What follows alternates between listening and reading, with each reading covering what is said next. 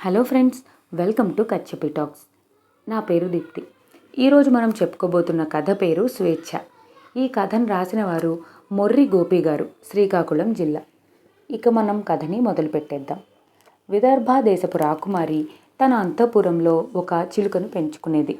దాన్ని బంగారు పంజరంలో పెట్టి సమయానికి పళ్ళు గింజలు ఇస్తూ అల్లారు ముద్దుగా చూసుకునేది. చిలుకతో చక్కగా మాట్లాడేది. అదే రాజుగారి తోటలో ఒక కొంగ హాయిగా విహరిస్తూ జీవించేది. తోటలో నుండి పంజరంలో ఉన్న చిలుకను కొంగ ప్రతిరోజు గమనిస్తూ ఉండేది. ఒకరోజు చిలుకతో స్నేహం చేయాలనే ఉద్దేశంతో కొంగ అంతఃపురం కిటికీ దగ్గర వాలింది. చిలుకతో స్నేహంగా మాట్లాడింది. అతి తక్కువ కాలంలోనే చిలుక కొంగల మధ్య స్నేహం కుదిరింది. అవి రెండు చక్కగా కబుర్లు చెప్పుకునేవి. ఒకరోజు చిలుకతో, "నువ్వు బంగారు పంజరంలో హాయిగా ఉంటూ ఎలాంటి శ్రమ లేకుండా సమయానికి చక్కని ఆహారం తింటూ ఆనందంగా జీవిస్తున్నావు. నీలాంటి రాజభోగం ఎవ్వరికీ రాదు. అదృష్టం అంటే నీదే" అని అంది. రామచిలుక నవ్వుతూ, "మిత్రమా, అదృష్టం అంటే నీది. స్వేచ్ఛగా హాయిగా నచ్చినట్లు జీవిస్తున్నావు. నేను స్వేచ్ఛకు దూరమై పంజరంలో జీవిస్తున్నాను. నాకు నచ్చే ఆహారం కాకుండా వారు పెట్టే తిండే తింటున్నాను" అని అంది. కొంగ మాత్రం, "ఎందుకో నీ జీవితమే నాకు బాగున్నట్లు కనిపిస్తుంది. ఎటువంటి శ్రమ లేకుండా ఆహారం లభిస్తుంది. నేనైతే ఉదయం లేచి నుంచి ఆహారం కోసం వెతుకులాడాల్సిందే. ఎండకు మాడుతూ వానకు తడుస్తూ జీవనం చేస్తున్నాను. నువ్వు మాత్రం నీడపట్టున ఉండి హాయిగా జీవిస్తున్నావు. నీ జీవితం నాకిచ్చే, నాకు హాయిగా ఉంటుంది" అని చిలుకతో అంది. అప్పుడు చిలుక, "అటువంటి ఆలోచన కూడా చేయకు. పంజరంలోని జీవితం కోరుకోకు. నువ్వు కోరుకున్నా కొంగను ఎవ్వరూ పంజరంలో పెంచుకోరు" అని విడమర్చి చెప్పింది. కొంగ మాత్రం, "నువ్వు నా మాటకు ఒప్పుకుంటే నేను నీ స్థానంలోకి రావటానికి వనదేవతను ప్రార్థిస్తాను" అని అంది. చిలుక వద్దని ఎన్నిసార్లు చెప్పినా కొంగ వినలేదు. చివరకు చిలుకను ఒప్పించింది. వనదేవతను ప్రార్థించింది. వనదేవత ప్రత్యక్షం కాగానే పంజరంలో ఉన్న చిలుక స్థానంలో నన్ను చేర్చాలి అని కోరింది.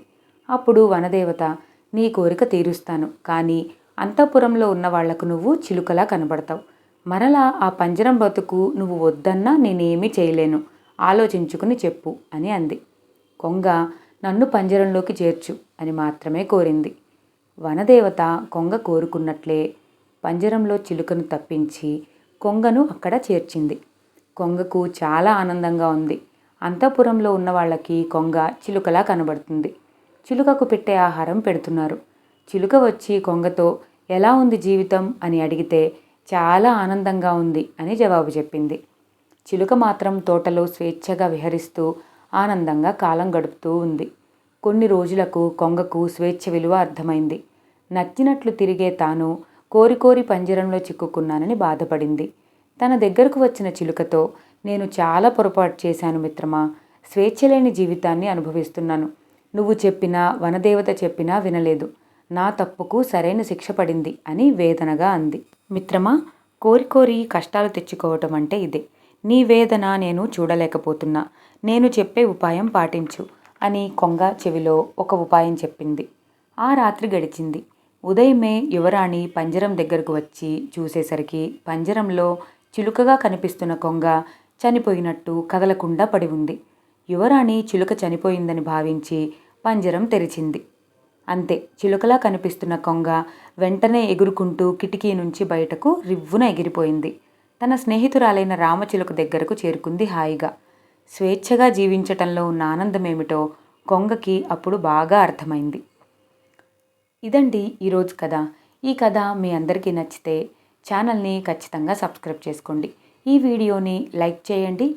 మీ ఫ్రెండ్స్ అందరితో షేర్ చేసుకోండి. Thank you for watching.